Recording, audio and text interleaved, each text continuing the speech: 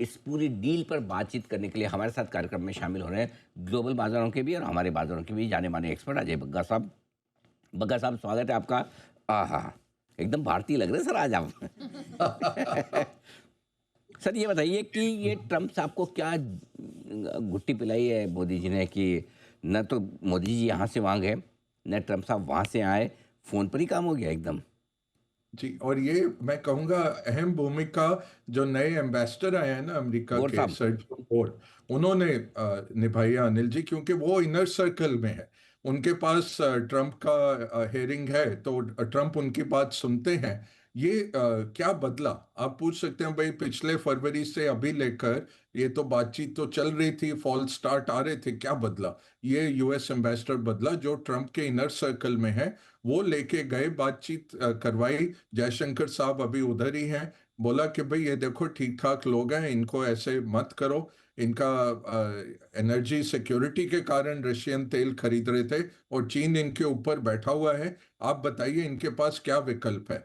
तो वो बात पहुंची है ट्रंप के कानों में और ये हुआ है। मेरी उम्मीद ये थी अनिल जी, अनाउंसमेंट तब होगी जो लीडिंग इंडिकेटर हम ट्रैक कर रहे थे, या मोदी जी वॉशिंगटन जाएं या ट्रंप दिल्ली आए। जैसे ईयू के सारे राजनायक आए ना Anil ji Republic day parade में, तो हमें लग रहा था जब ये घोषणा होगी कि मार्च इस दिन को ट्रंप आ रहे हैं या मोदी जी वॉशिंगटन जा रहे हैं, वो लीडिंग इंडिकेटर हो जाएगा टैरिफ डील का। ये पूरे मार्केट को तो नहीं कह सकते सरप्राइज किया, क्योंकि कल पोजीशंस बन गई थी। जिस तरह कल रुपया भी ऊपर चढ़ा, आप भी पूछ रहे थे, और हमने यही देखा कि सवेरे से आरबीआई ऑफशोर मार्केट में तो खरीद रहा था रुपया, डॉलर बेच रहा था, प्रोटेक्ट कर रहा था। बट ये नहीं पता था कि डील आई के आई, और अभी इनका सोशल मीडिया आ जाएगा। और ट्रंप का देखिए अनिल जी, जो इनका चाल है, काम करने का जो प्रोसेस है, इन्होंने सब कर दिया। ये नहीं कि मोदी जी के साथ एक जॉइंट वक्तव्य जारी करें और पार्टनरशिप दिखाएं। आई बोला पहले मैं करूंगा अनाउंस, उसके बाद जिसने करना। और मोदी जी ने बहुत ही परिपक्व, बहुत मैच्योर रिस्पांस दिया, और ट्रंप की भी काफी प्रशंसा की कि वो शांति के दूत हैं। जो जो अपना इमेज ट्रंप चाहते हैं विश्व में, वही मोदी जी ने भी दिया। अभी कुछ सवाल हैं अनिल जी, क्योंकि 500 बिलियन का क्या हम खरीदेंगे, कितनी अवधि में खरीदेंगे? हमारी क्षमता भी नहीं है। 700 बिलियन तो हम टोटल इंपोर्ट करते हैं। तेल देखें तो 120 बिलियन तक का करते हैं साल का। तो और उसमें यूएई, सऊदी, इराक, कुवैत, ये बहुत अहम हमारे रिलेशनशिप्स हैं। तो ये समझ नहीं है अभी।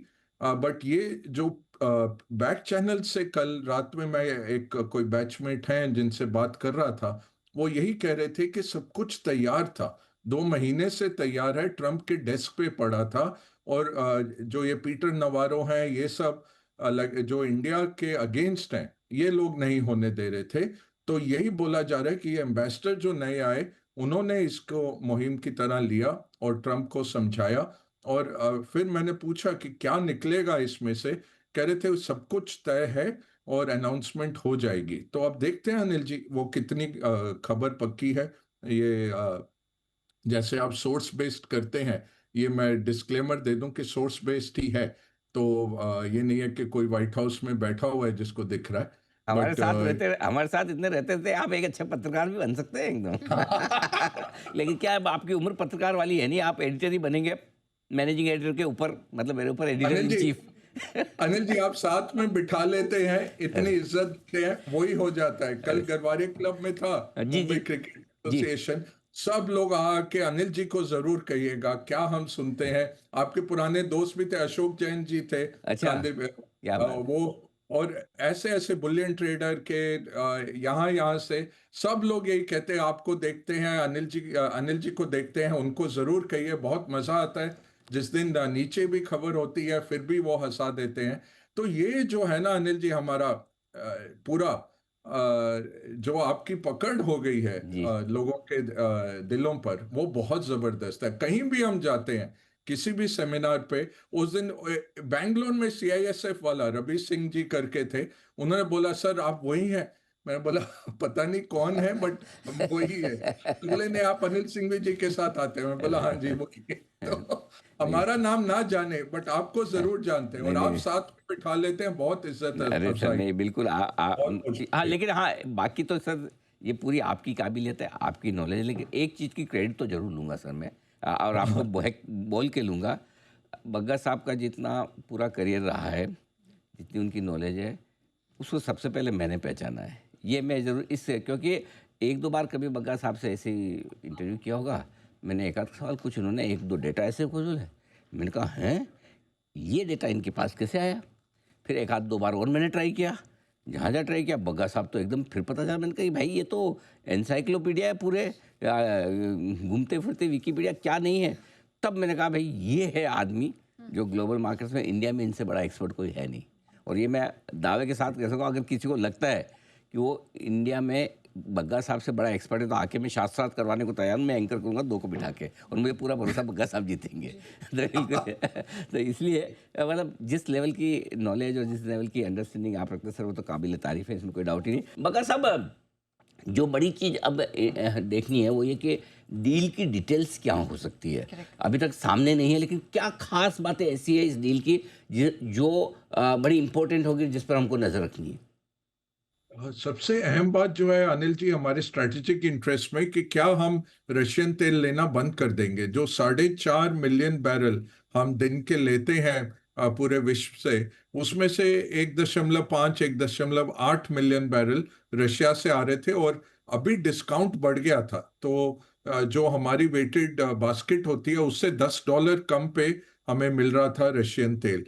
दूसरा है कि हमारे डिफेंस टाइज जो हैं रशियन आर्मामेंट्स के साथ, तो वो सब की नज़र में जो कल ट्रंप ने बोला है कि बिल्कुल बंद कर देंगे, मेरा जो थिंकिंग है अनिल जी, के शायद यूक्रेन का डील होने वाला है, तो ये बात हुई होगी कि 1 महीने आप बंद कर दीजिए रशियन तेल लेना, हम डील कर लेते हैं, और तब तक रशिया आ जाएगा, खुल जाएगा सब कुछ, रशिया से आप जितना तेल लेना है ले लीजिए।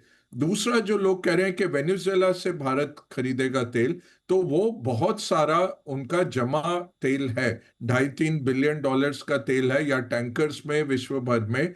About Anil ji, shadow fleet जो टैंकर्स की है 700 टैंकर्स की है, रशिया के 400 है, ईरानियन 200 हैं, 100 एक वेनेजुएला का तेल लेके हाई सीज पे बैठे हुए हैं। तो अगर हम चाहें तो वो वेनेजुएलन तेल हम ला सकते हैं, और हमारी रिफाइनरीज, आप परसों बोल भी रहे थे, हमारी रिफाइनरीज बहुत सक्षम है, वो जो बहुत थिक तेल है, जो सार क्रूड कहते हैं, उसको करने में। ये तो हो गई रशिया की बात, तो इसमें हमें ज्यादा सोचना नहीं है, या तो यूक्रेन होने वाला है, या जो वेनेजुएलन तेल इतना पड़ा हुआ है वो एक आध महीना तो हमारा उससे निकल जाएगा। दूसरी बात आती है कि 500 बिलियन का हम क्या साजो सामान खरीदेंगे। वो आप अगर एड अप कर लें, जितने बोइंग प्लेन हम खरीदते हैं, सब कुछ जो निजी क्षेत्र में हम कर रहे हैं ट्रेड, वो सब ऐड कर लें अगले 5 साल के, तो तब भी 500 बिलियन तो नहीं बनता, बट इसमें कुछ ना कुछ पेच होगा कि हम आपको ये देंगे वो देंगे, ये टेक्नोलॉजी आएगी। जैसे सेमीकंडक्टर में हमें टेक्नोलॉजी चाहिए, या ताइवान देगा, या जापान देगा टेक्नोलॉजी, या कोरिया, या अमेरिका। तो हो सकता है कुछ अमेरिकन कंपनीज के साथ करार हो जाए। तीसरी बात रहती है फिर, हमारे लिए तो 18% हो गया, बहुत ठीक है, एशियाई देशों से अच्छा है, बट जो 0% अमेरिका को है, उसमें अब लोग ट्रोलिंग शुरू कर रहे हैं अनिल जी, थोड़ी बहुत, कि आप इतने खुश क्यों हो रहे हैं, ये 0% पे दूध आएगा, खाद्य पदार्थ आएंगे, हमारा क्या होगा। ये सब हमें अभी नहीं सोचना है। उनका सबसे सक्षम टेक्नोलॉजी, टेस्ला गाड़ियां आई, 300 लेके आए वो गाड़ियां, 300 भी साल में नहीं बिकी, हमने रियायती दर पे आने दी अंदर, 227 गाड़ियां बिकी अनिल जी पूरे 2025 में। तो ऐसा नहीं है। हार्ले डेविडसन में आपको कहानी सुना चुका हूं, उन्होंने स्टोर खोले, एक आदमी टेस्ट ड्राइव पे लेके गया, वो राजमुंदरी में जाके फिर वो मोटरसाइकिल वापस बरामद हुई। तो ऐसा नहीं है कि अमेरिकन टेक्नोलॉजी आ जाएगी और हमारे को खत्म कर देगी। उनका बहुत हाई कॉस्ट इकोनॉमी है, और उनके पास सामान ही नहीं है, चाइना अभी भी कर रहा है। चौथा चीज, बहुत अहम। ये जो टैरिफ अमेरिका ने 250 बिलियन का इजाफा किया अपने फाइनेंसेस में अनिल जी 2025 में कस्टम ड्यूटीज में, वो किसने पे किया?